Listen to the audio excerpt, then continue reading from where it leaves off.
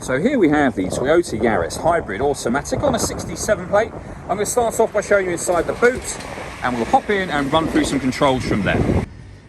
As you can see, we have plenty of boot space along with that 60/40 split folding rear seat as well.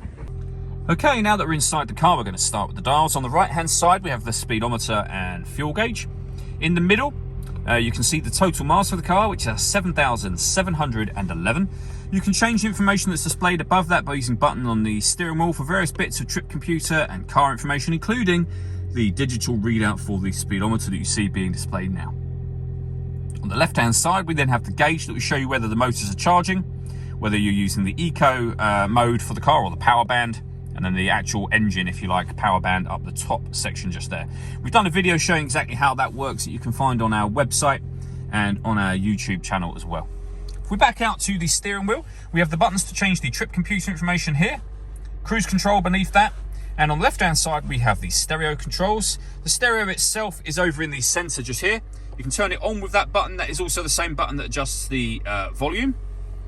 In terms of listening to the music, you've got plenty of options. So AM, FM and DAB radio. You can stream music wirelessly via Bluetooth audio. And then we also have iPod and USB input. As I say, loads of ways to listen to your music. If we pop the car into reverse, you'll see the full color reversing camera that I mentioned previously. And it gives you guidelines to let you know what direction the car is headed in relation to the image being shown on the screen as well. Working our way down from that, we have dual zone climate control. So you can adjust the passenger temperature, the driver temperature. You can increase and decrease the fan speed. When you're happy with that, you can determine what direction you'd like the air to be diverted in. The air conditioning is off at the minute. That button turns it on. It'll turn it off again, of course. Or hit auto. The car will now maintain the temperatures you've asked for by taking full control of the fan speed and the direction of the air for you. You can override that whenever you wish to.